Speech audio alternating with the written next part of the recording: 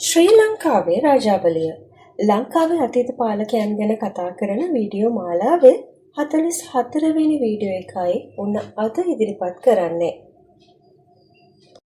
රාජාවලිය කලින් කොටස මම නතර කළේ බුවනක බාහු රජතුමාගේ මහලු වයසෙන්. ඔහු කල්පනා කරනවා තමාගේ මරණයෙන් පස්සේ රජකම බාර දෙන්නේ කාටද කියලා.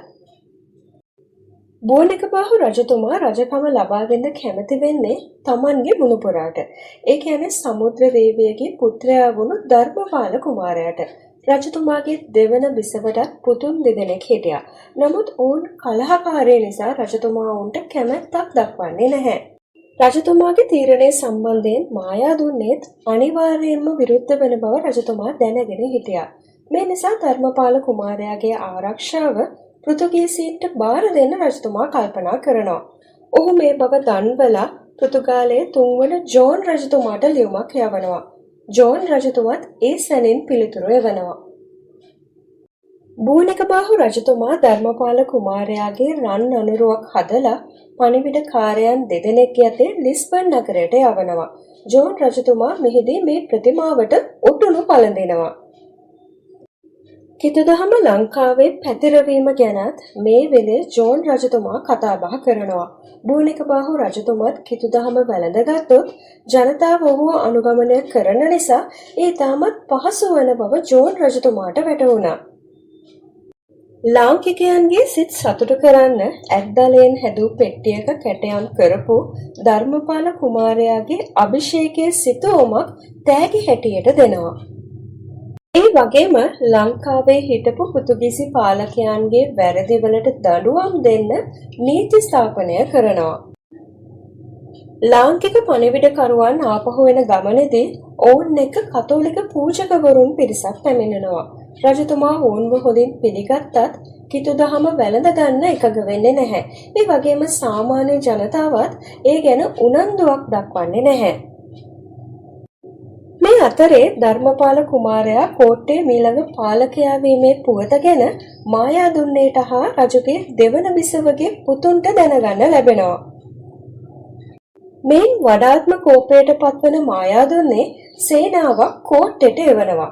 බුවනකබාහු රජතුමාට මේ වෙලාවේ පෘතුගීසීන්ගෙන් උදව් ඉල්ලනවා ඇරෙන්න වෙන විසඳුමක් තිබුණේ නැහැ. රජතුමාගේ දෙවන බිසවගේ පුතුන් දෙදෙනාත් රජකමට පත්වෙන්න බලාගෙන ඉන්නවා කියලා ඇන්ඩ්‍රුද සූසා කියන පෘතුගීසි නිලධාරියා දැනගත්තා. මේ දෙන්නාගෙන් වැඩිමලාව මුලින්ම මුණ ගැහෙන ඇන්ඩ්‍රුද සූසා උදව් කරන බව කියලා ඔහුව කිතුදහමට බඳව ගන්නවා. ඊට පස්සේ දෙවන කුමාරයා වුණු ජගෝ බණ්ඩාරව හමුවන ඇන්ඩ්‍රුද සූසා රජ වෙන්න ඕන නම් ගෝවට ගිහින් කිතුදහම වැළඳ ගන්න කියලා කියනවා. මේ බව ආරංචි වන බුවනකබාහු රජතුමා ජගෝ බණ්ඩාර කුමාරයාව මරවනවා. මෙයින් භීතියට පත්වන වැඩිමහල් කුමාරයා ගෝවට පැනලා යනවා.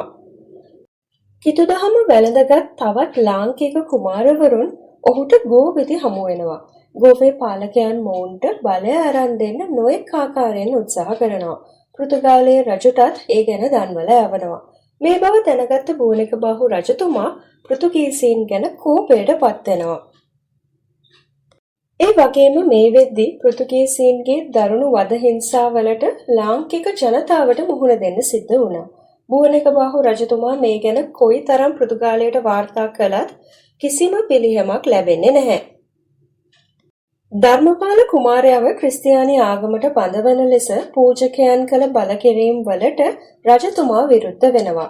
මේ හේතුව නිසා රජතුමා පෘතුගීසීන්ගෙන් ඈත් වෙලා මායාදුන්න එක්ක මිත්‍ර වෙනවා. මේ මිත්‍රකම ගැන උඩරට රජ වෙච්ච වික්‍රමබාහු රජතුමා නම් සතුටු වෙන්නේ නැහැ. ඔහුත් ලංකාවටම රජ වීමේ පිපාසයෙන් පෙළුණු කෙනෙක්. මේ නිසාම ඔහු පෘතුගීසීන් එක්ක මිත්‍ර වෙනවා. ඒ වගේම රජතුමා ඔවුන් සමග ගිවිසුම් හා ගනුදෙනු ගැන කතා කර ගන්නවා. මේ ගැන බුවනකබාහු රජතුමාටත් මායාදුන්නේටත් ආරංචි වෙනවා. ඉතින් ඔවුන් උඩරට හා වෙරළබඩ යා කරන මාර්ගවලට බාධක යොදවනවා. ඔය අතරේ ගෝවේ පෘතුගීසි පාලකයා වෙනස් වෙනවා. ඩොන් ජෝන් ද කැස්ට්‍රෝ කියන මේ අලුත් පාලකයා ටිකක් බුද්ධිමත් කෙනෙක්. ඔහු බුවනකබාහු රජතුමාගේ වෙනස් වීමට සම්බන්ධ කරුණු හොයනවා. ඔවුන්ගෙන් සිද්ධ වුණු වැරදි පිළිගෙන නැවතත් බුවනකබාහු රජතුමා එක්ක මිතුරු වෙන්න ගෝව පාලකයා සමත් වෙනවා. ඒ විතරක් නෙවෙයි ක්‍රිස්තියානි දහම පතුරවන්න වගේම පල්ලි හදන්න ඉඩ ලබා ගන්නත් රජතුමා කැමති කරගන්න ඔහු සමත් වෙනවා. මේ අලුත් මිත්‍රකම ගැන වික්‍රමබාහු රජතුමා නම් ඒ තරම් කැමති වෙන්නේ නැහැ. ඔහු කැස්ට්‍රෝට දිගටම ලිපි යවනවා කෝට්ටේ අතහැරලා උඩරට එක්ක මිත්‍ර වුණොත් ක්‍රිස්තියානි ආගම පතුරවන්න අනුග්‍රහය ලබා දෙනවා කියලා. මේ අනුව උඩරට මාලිගාවේ සියලුම දෙනා කිතු දහම වැළඳ ගන්නවා. හැබැයි වික්‍රමබාහු රජතුමා බලාපොරොත්තු වුණු උදව් නම් පෘතුගීසීන්ගෙන් ලැබෙන්නේ නැහැ. මේ ජරමර ආරංචි වෙලා බුවනකබාහු රජතුමායි මායාදුන්නේ වික්‍රමබාහු රජතුමා එක්ක යුද්ධයකට සැරසෙනවා. යුද්ධයට අකමැති නම් විශාල වන්දයක් එක්ක වික්‍රමබාහුගේ දියණිය ධර්මපාල කුමාරයාට බන්ධවල දෙන ලෙස ඉල්ලා සිටිනවා. ඔහු මෙයට කැමති වෙන නිසා යුද්ධය වැළකෙනවා. කිව්ව විදිහටම දියණියව කෝට්ටේ රජවාසලට පිටත් කරලා එවනවා. ඒ අතරේ නැවතත් ක්‍රිස්තියානු පූජකයන් කණ්ඩායමක් එක්ක පෘතුගීසි සේනාවක් උඩරටට එනවා. පෘතුගීසීන්ගේ පැමිණීම ගැන ආරංචි වන බුවනකබාහු රජතුමා උඩරටට ලිපියක් එවනවා. පෘතුගීසීන් උඩරටින් පළවා හැරියේ නැත්නම් සියලුම මිතුරුකම් අත්හරින බවට දන්වලා. ඒ වගේම විවාහ කිවිසුමත් අවලංගු කරන බවට දන්වනවා. මේ නිසා වික්‍රමබාහු රජතුමා උඩරටින් පෘතුගීසීන් එළවා දමනවා. ආපහු එන ගමනේදී මේ පෘතුගීසි සේනාවට මග වැරදිලා සීතාවක රාජධානියට ඇතුල් වෙනවා. මායාදුන්නේ උන්ට හොඳින් සලකනවා. ඒ උඩරට දිනා ගැනීමේ අරමුණෙන් මෙහි ප්‍රතිඵලයක් විදිහට මායාදුන්නේ ගෝවට දූතයෙකුත් යවනවා. මේ ගැන ආරංචි වන බුවනකබාහු රජතුමා කෝප වෙලා ගෝවට දූතයෙක් යවනවා. මායාදුන්නේට උදව් නොකරන ලෙස ඉල්ලමින්. මේන් සිද්ධ වෙන්නේ සහෝදරවරුන් දෙන්න ආපහු යුද ප්‍රකාශ කරගන්න එක. ඒ වගේම මේ පාරත් පෘතුගීසීන් උදව් කරන්නේ බුවනකබාහු රජතුමාටයි. බුවනකබාහු රජතුමාගේ සේනාවත් සීතාවක සේනාවත් නුවන්ගමදී කරන සටනෙන් මායාදුන්නේ පැරදිලා සීතාවකට පලා යනවා. කලින් වතාවලදී වගේම මායාදුන්නේට සමාව නොදී ඔහුට පහර දෙන්න බුවනකබාහු රජතුමාට අවශ්‍ය වුණා.